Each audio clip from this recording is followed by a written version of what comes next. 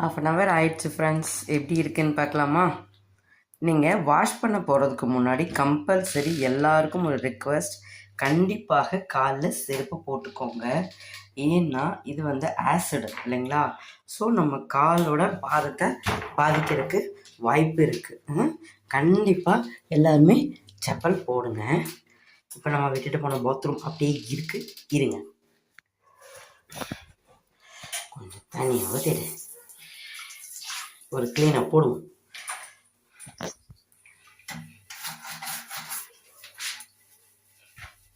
உங்களுக்கு தெரியுதா? இங்கே நம்ம அழுக்கெல்லாம் பார்த்தோம் காலையில் ஒரு ஹாஃப் அன் ஹவர் முன்னாடி. இப்போ எப்படி இருக்கு பாருங்க, சூப்பராக போயிடுச்சா?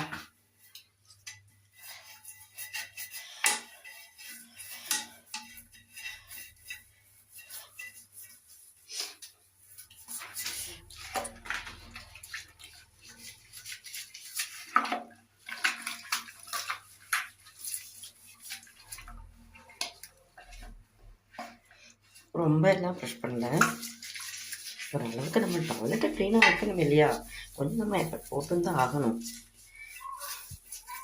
அதை விட நம்மளோட க்ளீனிங் பர்பஸ் இருக்கு இல்லைங்களா, அதுவும் நல்லா இருக்குது.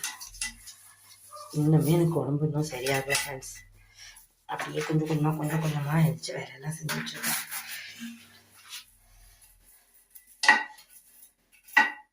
இது அழுக்கு நினச்சிக்காதீங்க, இது இதில் இருக்கிற நாங்கள் வாங்கும் போது கவனிக்காமல் வாங்கிட்டோம். இந்த டாய்லெட்டில் இந்த கிராச்சஸ் இருந்திருக்கு, அதை நாங்கள் கவனிக்காமல் வாங்கிட்டோம்.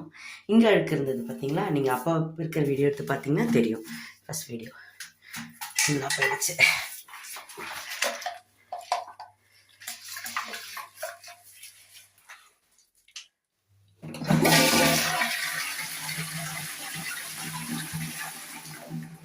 எப்படி இருக்கு? நல்லா போயிடுச்சா? நீட்டா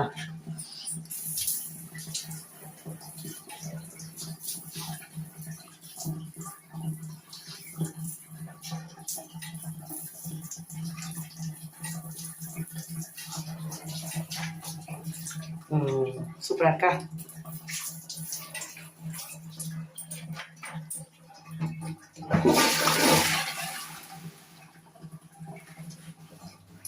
இருங்க, உள்ள இருக்க